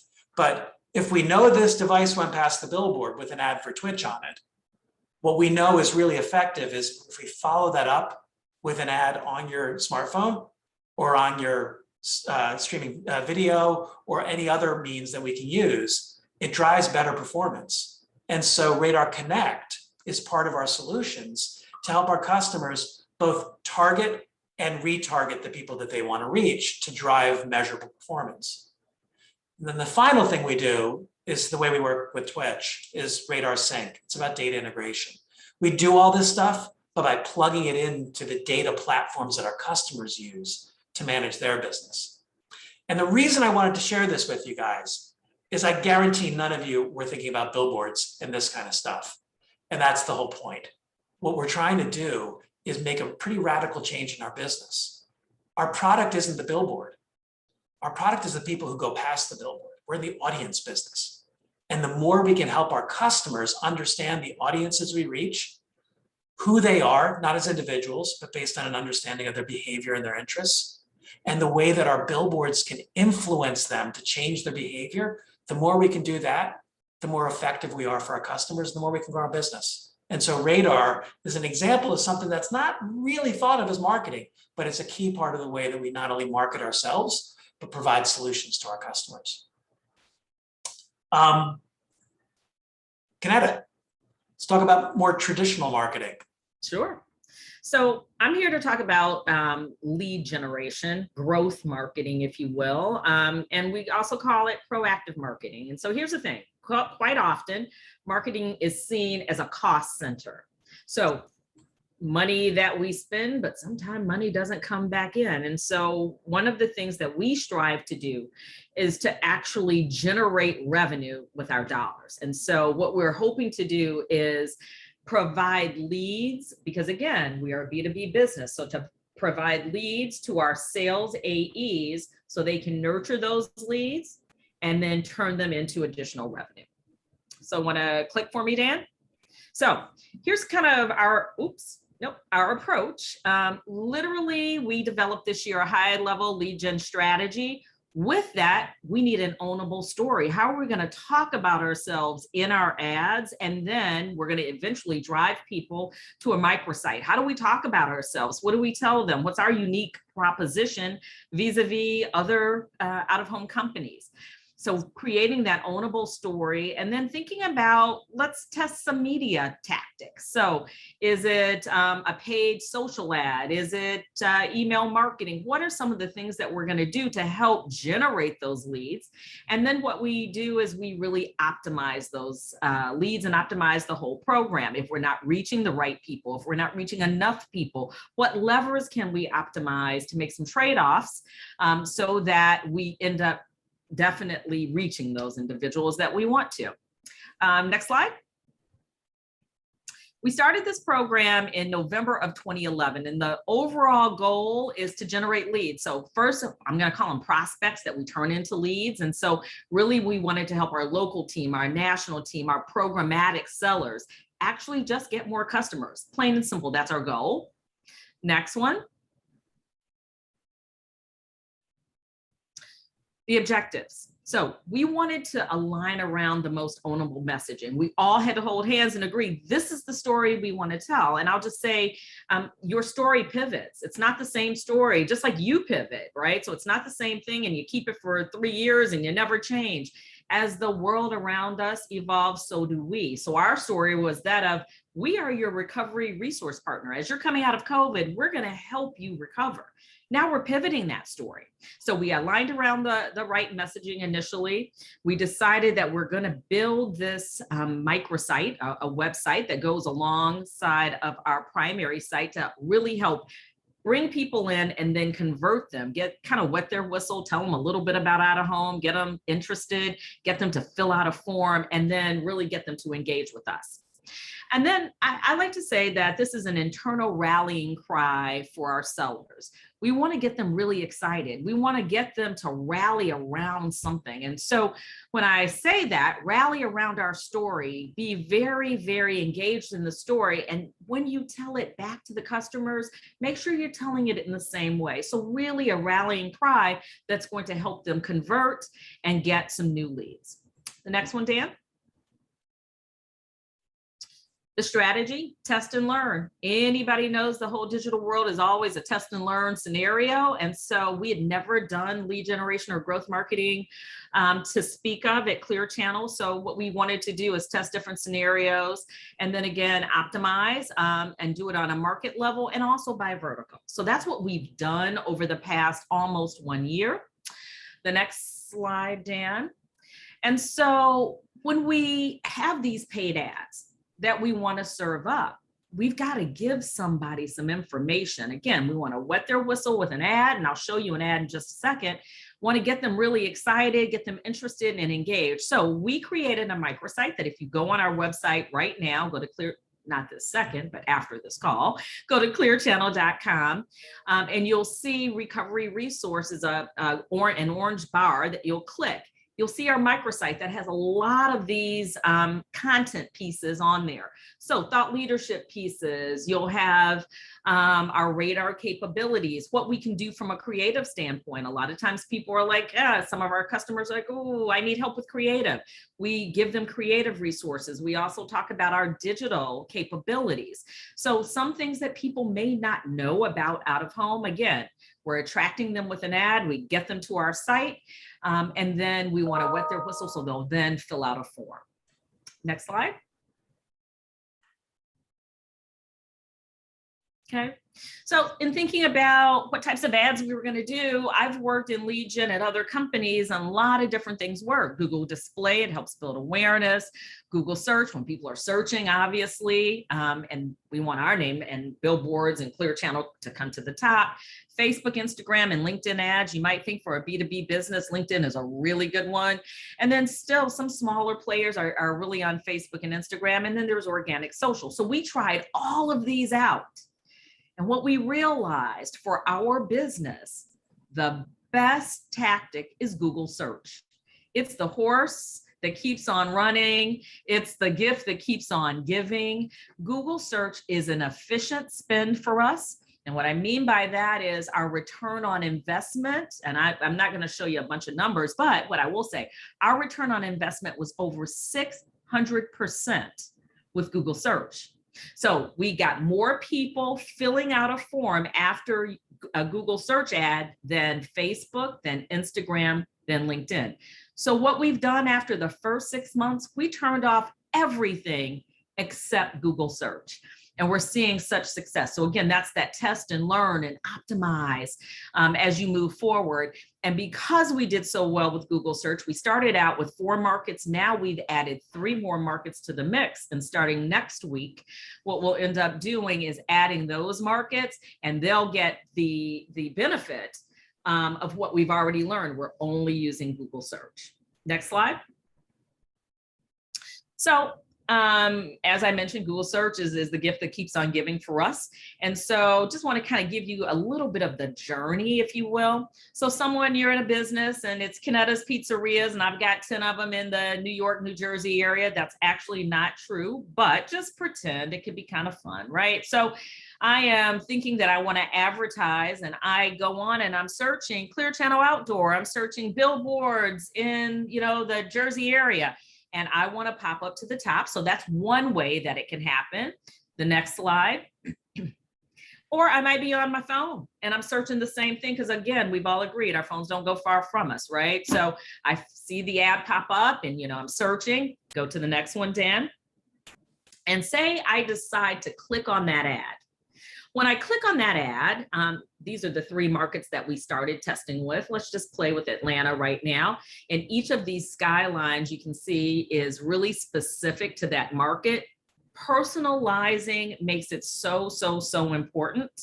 And so I click on the ad. This comes up, it takes me to this, and I'm like, oh, wow, ClearChannel can help us achieve our campaign goals and results.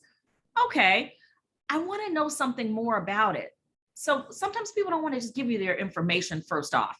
So we have a button on there where we can click for our media guide. They clicked on that, they can pull it up. It's a 6-page PDF that tells you everything about out of home and ClearChannel, what we have as offerings. From there, you can decide, this is really interesting. I think this type of media might be for me and my business. And so then I fill out the form. Once I fill out the form, Dan, the next slide, within 1 minute, you get this thank you page. So you get a thank you page that basically says, we've heard you, we know that you're interested, and someone is going to follow up with you shortly. The next page, you'll then within about 3 minutes, get this that's personalized to you.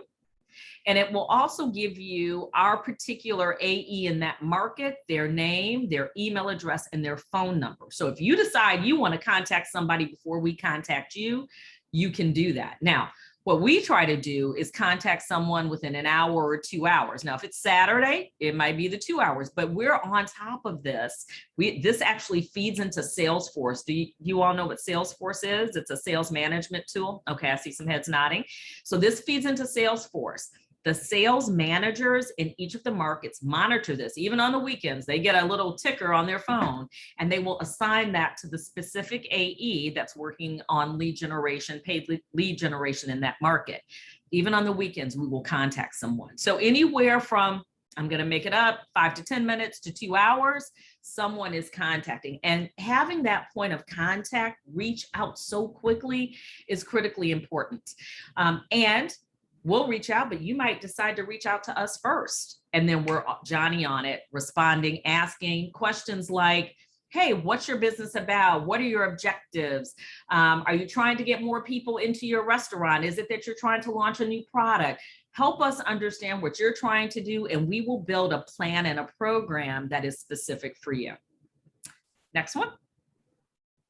Just wanted to show you a quick, brief look at a dashboard. So every single week, myself and 2 other members of my team host a 30-minute meeting with all of the AEs that are in this program and their sales managers. And every other week, senior leadership joins.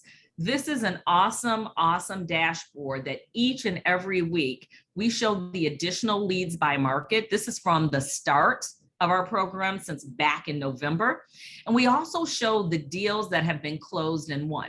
So in Atlanta, you can see there's a pipeline that's pretty, that's that gray bar, a really robust pipeline of deals that they are going to try to close. But then you can see in blue deals that they've won. So thus far, Atlanta has the most deals in the pipeline, but Dallas has closed the most deals. Now, I took the numbers off, so I'm not going to tell you the dollars, but let's just say we're approaching 7 figures and feel pretty good about that from this program with 4 markets. And again, that gives us leverage to say marketing can be a revenue center, not a cost center. And it also gives us ammunition to add other markets to the program. Next slide. That might Next slide. I would say next slide is Vicky, right? Yeah. So we'll take questions after this, but that's kind of. I appreciate you walking through that. And I'm just personally, I'm excited that we're at the point where we are right now. Kenetta sort of teased this out there, but this isn't something that this company has done before. And this is really meaningful because it allows us to not just be responsive to what our sales team needs and our customers need, but to take a little bit more control of our business and say, there's people out there that don't know that we have solutions that we can help them with. And we have a really great sales team, but they can't call everyone. Lead generation and demand creation, what Kenetta is walking you through, is a key part of the way that marketing drives a business because we help bring the customers in for our sales team to respond to. Another key way, though, I'll hand it over to Vicky. I just want to share this with you guys. I don't know if you've ever thought about this before, but billboards are like literally a physical part of the community. Unlike every other form of media, you see us, we're in your backyard. And as a company, we take the responsibility of that very seriously. I love, Vicky, what you said before about realizing that doing good is something that is part of what's motivating you. And I love hearing that because I share that. I love the fact that we can drive business results, but also do things in ways that really give back to our communities and help. And with that, I'll hand it over to Vicky to share with you a program that she ran that is just, Vicky, you talk about it. Yeah, so I'll be highlighting some recent work that we did in the area of CSR. specifically down in Texas and 4 of our key markets, including El Paso, San Antonio, Houston, and Dallas. And I'm not sure if any of you are from any of these places, but recently we launched a digital billboard campaign in partnership with the Texas Center for the Missing Kids and the National Center for the Missing and Exploited to find missing kids in the state and help drive any leads to these active missing kids cases. And this campaign was scheduled to run for an entire month, and it was timed with National Missing Kids Day in May. So we worked with local municipalities and public officials to launch this campaign. In conjunction, we launched simultaneous press conferences in each of these markets that I previously mentioned. And these were attended by public officials and ClearChannel reps. And most importantly, they were attended by the families of these missing kids. And I think that made the effort much more impactful, listening to these families speak about their missing kid. And highlighted here, as you can see, we earned some really great media coverages as this press conference was attended by local press. As you can see here, we have stories covered from the Houston Chronicle and the El Paso Times. And these are major daily newspapers that local residents read every day. So that earned media coverage was critical in garnering more attention to these cases. And if you could go to the next slide, Dan. And so within just a few weeks of launching the campaign, 3 children were actually safely found and brought home to their families, which was something that was really powerful to everyone involved, including the families. And by launching these billboards and sharing photos of these missing kids, we were able to generate tips that led to the finding of a missing child. And just as a side note, before this year, in the last 5 years or so, we've only found 2 missing kids. But in this year alone, we were able to bring home 3. So it not only speaks to the power of like out of home, but our partnerships. And it was really a team effort that led to this powerful outcome. It was a combination of PR, marketing, and our relationships with public organizations and community relations that really drove this result. And it's work like this that's very important to our organization. And we do work in several areas, including human trafficking, youth safety, and education, to supporting local and minority-owned businesses, because they are the field that keeps our communities running. And good work in communities actually helps sustain and drive business. And so this is just one example of how good work that a company does can lead to some really powerful outcomes. Thanks, Vicky. And this is something that I feel very passionately about. And just thinking about you guys and the point that you're at in your education, your career, if I can leave you with one thought on this, it is not an either or. You don't have to make a choice of doing business and being successful in a career and doing good. There are ways that you can leverage the situation that you're in, the company that you work for, the opportunities that you have to be successful while also giving back. And it's just like, I've been doing this for 34 years. And I love the fact that Vicky's able to share this, and we as an organization, I literally went home and told my wife, there's 3 kids that are with their family because of the work that we did. And that's meaningful. It really matters. So anyway, I appreciate you sharing that, Vicky. There's a lot of really good that we can do, and we can continue to do that. But for now, the good we can do with the little time we have left is answer any questions that you guys have. So what can we tell you that we haven't already told you?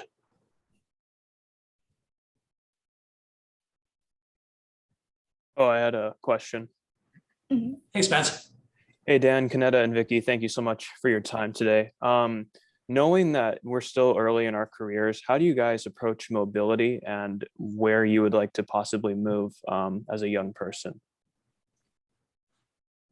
So I'll give you, I love the question, Spencer. And it's really funny that you've got a couple of people here who have made those kinds of moves. Some of it's going to be influenced by what you want to do. If you want to work in politics, you kind of got to be in DC. If you want to work in media, you got New York, you got LA, a handful of other places if you really want to make an impact. So part of it is thinking about what you want to do. Part of it's your personal situation.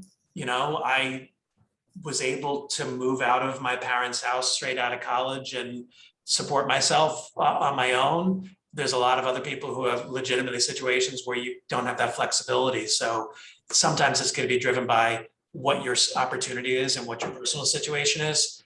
The biggest thing that I would say is your risk tolerance. That's what it ultimately comes down to. If you're willing to take a flyer on something and give it a shot, you may end up in a place that you never thought you would be in your life, and you may love it. I've lived and worked in New York, in Los Angeles, and in Singapore.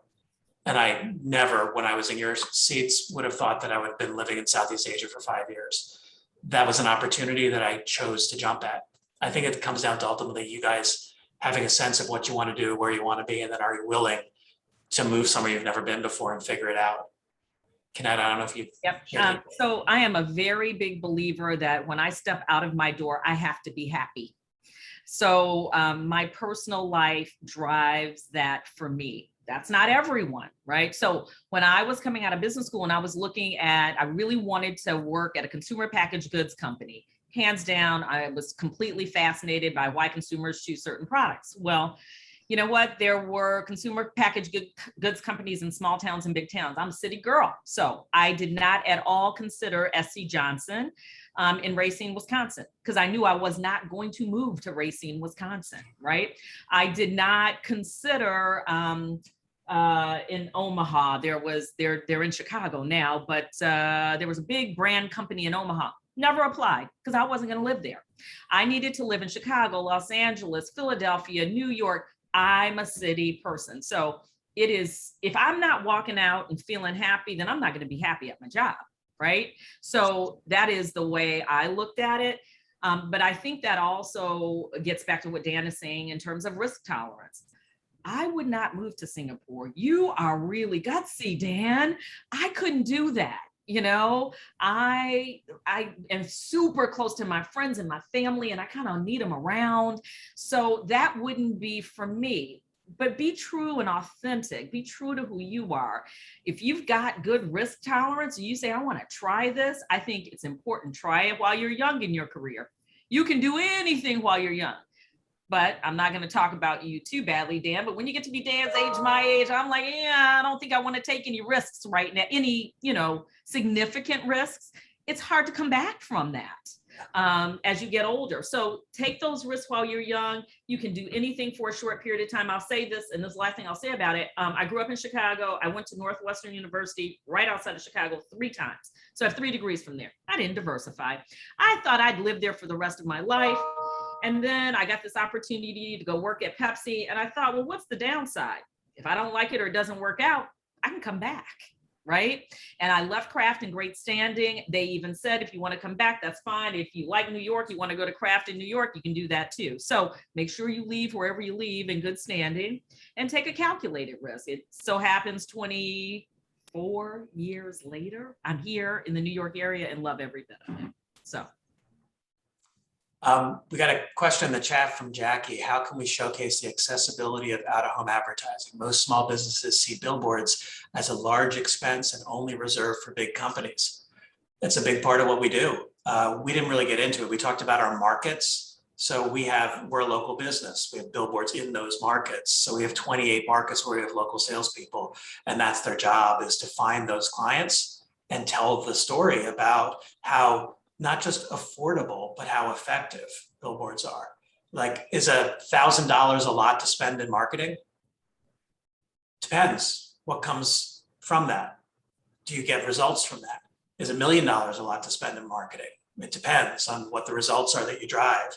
And so a lot of the way that we make billboards more accessible to more advertisers is not by starting with our billboards, but by starting with questions about their business. Tell me more are the 3 most powerful words that you can kind of build into your vocabulary as you go through life. The more that you can understand your customer, your potential customer, your colleagues, the more that you can understand what their needs are, the more effective you can be in helping them. I had a boss a long time ago who also taught me something that's worth sharing. He said, a quick no is better than an extended maybe. If we're not right for that advertiser, I'd rather not waste their time or ours trying to convince them to do something they can't afford to do. And so part of what Kenetta and the team have been doing with our lead generation is getting ahead of that. Some of the early responses we got to the lead generation were clients were saying, how much does a billboard cost? Yeah. Well, why should we waste their time with that? Instead, let's give them the materials like she shared so that they can learn about that and have a more qualified question where they know that this is something that is right for them. And so that's part of the way that we go about our marketing and engaging with the customers, is trying to help them understand not only the cost, and the affordability, but the value in the ways that we can help them understand that. Any other questions before we have to wrap? Yeah, I have a question. So firstly, hi from Singapore. I thought I'd just mention it because you guys brought it up a couple of times. So I'm actually in Singapore right now. Oh, that's awesome. Yeah. So I was just wondering, I know that a lot of people talk to me about print and like traditional advertising. And I know that some people have said in some areas, like I know in the UK, because when things started to open, people have had like a new fondness almost for out of home. So I was wondering what changes you guys have experienced. Like, has there been a change to the types of ads that you guys are putting up or reactions to advertising because of the pandemic? So I love the question, and I love that you're on this from Singapore. That's fantastic.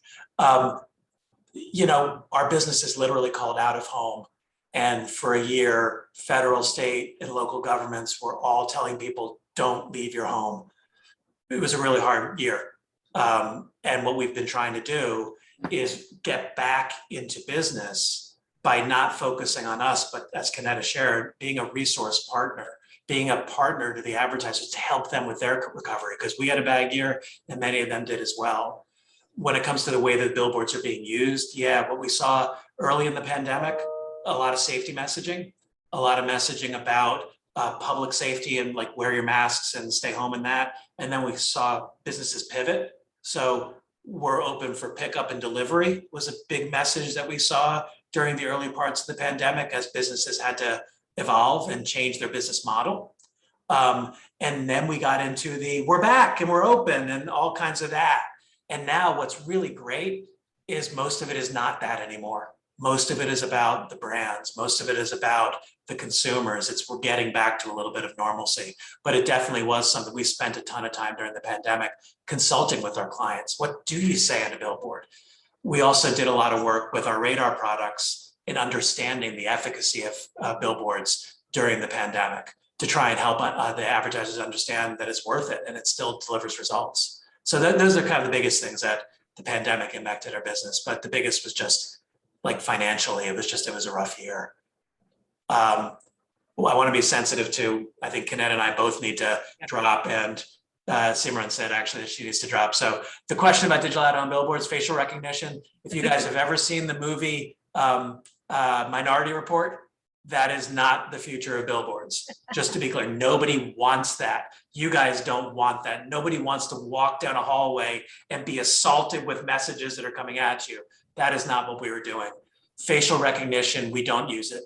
It gets too much into the creepy world, and it's not something that we feel is necessary, especially when we can use anonymous data, like I explained before, in a way that's not intrusive and not trying to figure out who you are. We don't want to do that. We want to help our advertisers understand in the aggregate the audiences that we reach and the impact that we can drive.